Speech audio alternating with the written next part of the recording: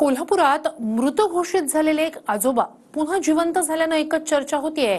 एका खड्ड्यामुळे आजोबांना जीवदान मिळालं। नेमकं काय घडलं पाहूया। अखेरच्या निरोपासाठी अंत्यविधीसाठी आणलेली फुलं जर स्वागताच्या कार्यक्रमात बदलली तर काय होतं याचं उदाहरण कोल्हापुरात घडलं। बावडा गावचे एक आजोबा शब्दशः मृत्यूच्या दारातनं परतले।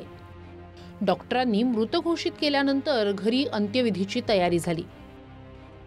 अंत्यविधीसाठी आजोबांना घेऊन रुग्णवाहिका गावात येत होती।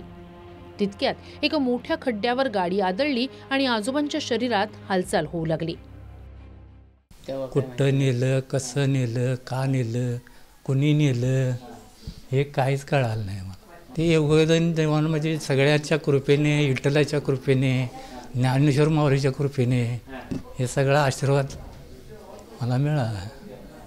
आता तब्येत कशी आहे तुमची? काय जराशी खालावर होती अजून, म्हणजे एवढं काही क्लिअर होत नाही,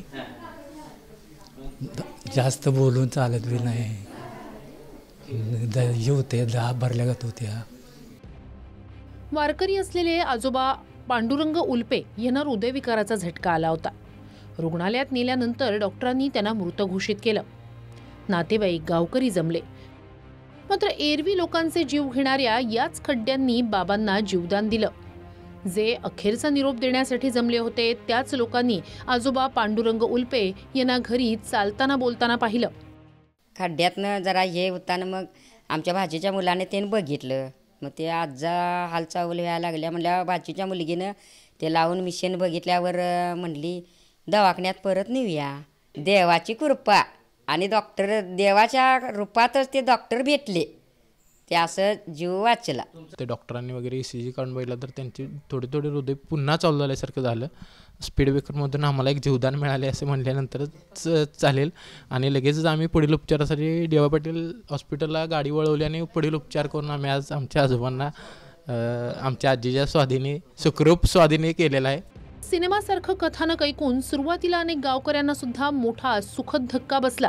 खड्डा हा शब्द नेहमी ऱ्हासासाठीच वापरला जातो, मात्र काही तासांपूर्वी डॉक्टरांनी कागदोपत्री मृत ठरवलेल्या आजोबांना एका खड्ड्यानंच मृत्यूच्या खाईतून परत आणलं। भूषण पाटील, TV9 मराठी, कोल्हापूर।